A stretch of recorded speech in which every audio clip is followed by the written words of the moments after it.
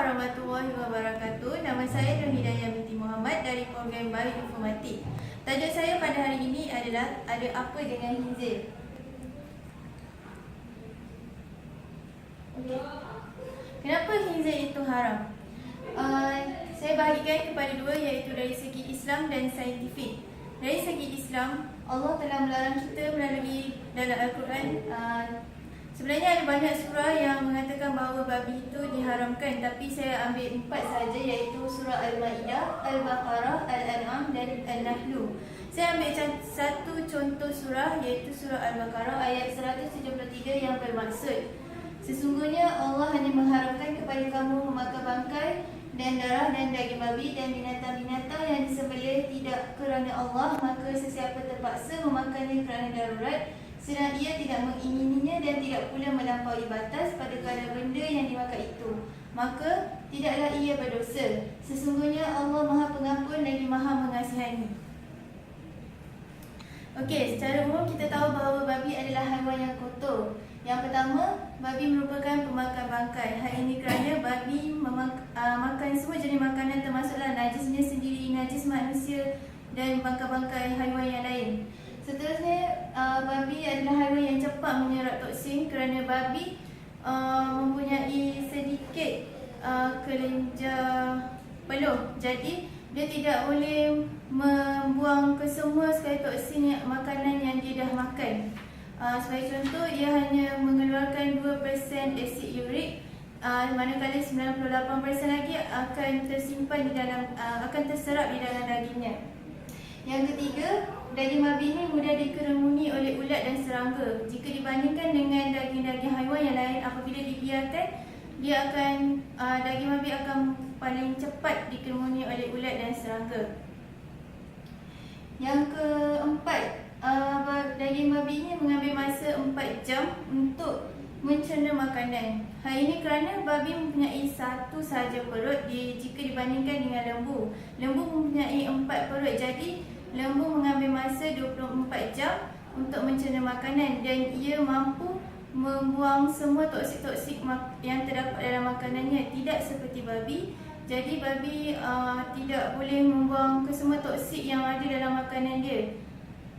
Jadi toksik yang berlebihan itu akan terserap di dalam dagingnya. Yang terakhir, babi adalah haiwan yang tidak mempunyai rasa malu. Okey, seterusnya khinzir boleh membawa kepada pelbagai penyakit. Antaranya ialah cysticercosis, iaitu disebabkan oleh cacing pita. Dan jika dari sudut biologi, cacing pita ini dikategorikan dalam filum namanya ialah Teniasolium. Tapi dari segi biologi, dia dikategorikan dalam filum Lathyrhamites dan di bawah kelas Cestoda.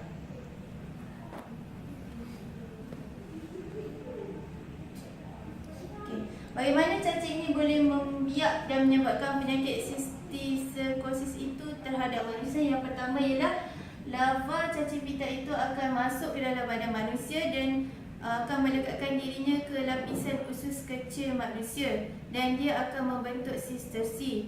Seterusnya dia akan membesar dan menjadi cacing yang dewasa atau matang kerana cacing pita mempunyai prolotid, iaitu satu segmen yang terdapat pada cacing pita yang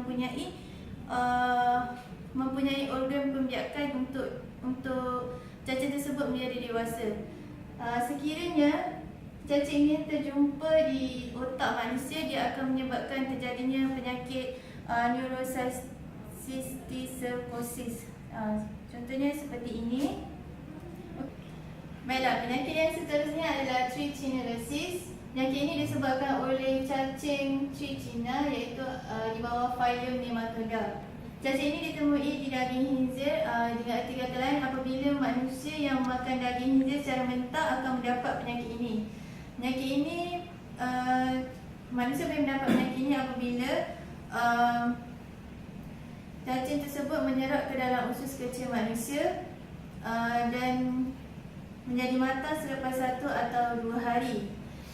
Cacing tersebut akan bertelur selepas mengawan dan telur itu akan menjadi cacing yang tidak matang, seterusnya akan dihantar ke otot.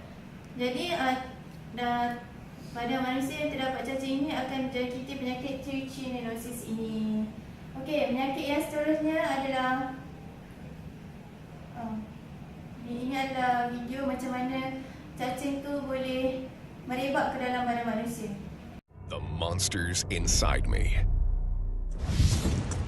The pork tapeworm is a particularly nasty parasite. In 60% of the diagnosed cases of pork tapeworm, the victim has cysts inside the brain. And when you have a cyst in your brain, very bad things can happen. You can have seizures, coma, hallucinations, or possibly even death. The pork tapeworm has two hosts, humans and pigs. The parasite forms cysts in the tissues of a pig. If a human eats undercooked pork that contains the cysts, they get infected. In the human gut, the cysts hatch into adult tapeworms, where they can grow up to several meters long. The adult worms lay eggs that are passed in human feces. If a pig then eats the feces, the eggs grow into cysts in its muscle tissue, and the life cycle repeats. Where sanitation is not very good, this parasite can be very common. In some parts of the world, up to 6% of the population harbor this parasite. In most cases, humans get the parasite by eating contaminated pork. But a few get infected when they come in contact with egg-laden human feces. If you eat undercooked pork, you end up with the tapeworm in your gut. But if you eat the eggs that have been passed out in feces, then you can end up with the cysts in your tissues, and that can be a lot worse. The only way to kill the parasite is with a powerful drug called albendazole, which starves it to death. The pork tapeworm is one of the most common parasites to affect humans. It infects over 50 million people worldwide. The best way to avoid it is to wash your hands before and after handling food. And if you eat pork, make sure that it's cooked all the way through. One of the reasons that the pork tapeworm is so nasty is that once it forms a cyst inside the brain, it's almost impossible to kill.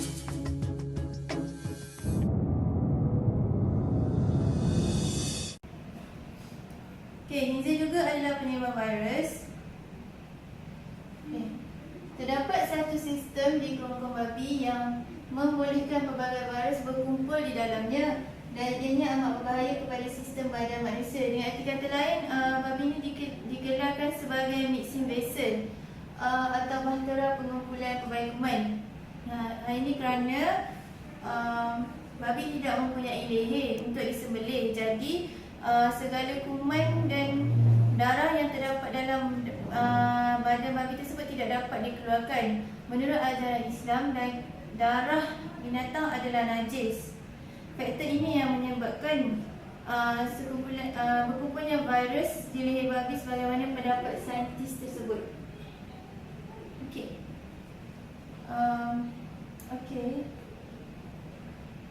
Ini adalah jenis-jenis virus yang disebabkan oleh khinzir. Okey, saya akan terangkan kronologi penyebaran virus influenza di mana virus ini telah berlaku sejak tahun 1918, iaitu dinamakan sebagai Spanish flu atau H1N1. Wabak ini adalah paling teruk dalam sejarah dunia moden. Mengikut beberapa kajian, kuman virus yang menyebabkan wabak ini datang daripada babi-babi di Amerika. Ia telah menjangkiti semua tentera-tentera Amerika pada Perang Dunia I. Jangkitan kuman virus influenza ini telah membunuh lebih kurang 20 juta manusia di dunia, tetapi ada pendapat yang menyatakan menganggarkan mangsa-mangsa yang sebenar berjumlah 40 juta orang. Seterusnya diikuti pula Asian flu H2N2 pada tahun 1957, Hong Kong flu H3N2 pada tahun 1968, Russian flu pada tahun 1957 dan akhir sekali swine flu H1N1 pada tahun 2009. Okey, khinzir mempunyai kandungan lemak yang tinggi berbanding haiwan lain. Kalau kita tengok pada graf ini, kita dapat lihat bahawa daging babi adalah mempunyai lemak yang paling tinggi antara haiwan-haiwan yang lain. Jadi mereka yang memakan daging babi ini akan mudah mendapat obesiti, hypertension dan serangan jantung. Hal ini kerana kandungan lemak yang terdapat pada daging tersebut sangatlah tinggi. Dan manusia yang memakan daging babi akan kandungan kolesterol yang terdapat dalam tubuh badan manusia juga akan menjadi tinggi. Seterusnya, cara untuk mengetahui perbezaan daging khinzir dengan daging-daging haiwan lain. Kita sebagai Muslim sangat perlu tahu pasal hal ini sebab ianya sangat penting. Okey, kalau dari segi warna daging babi adalah pucat berbanding dengan daging lembu yang warna lebih merah. Yang kedua ialah dari segi serat daging. Kalau serat daging lembu, garis serat terlihat lebih jelas dan padat. Manakala dari daging babi dia kelihatan sama dan sangat renggang. Dari segi lemak yang kelihatan, pada daging babi tekstur lemaknya adalah lebih elastik berbanding dengan daging lembu yang kaku dan yang lemaknya lebih kaku dan berserat. Seterusnya dari segi tekstur. Tekstur ni daging lembu lebih kaku dan padat, manakala daging babi adalah lembut dan mudah diregangkan. Dari segi aroma pula, daging babi mempunyai aromanya yang khas dan tersendiri, di mana apabila kita membaunya, baunya adalah sangat meloyakan. Yang boleh meloyakan tekak dan sukar diterima. Manakala daging lembu pula baunya adalah hanyut. Okey.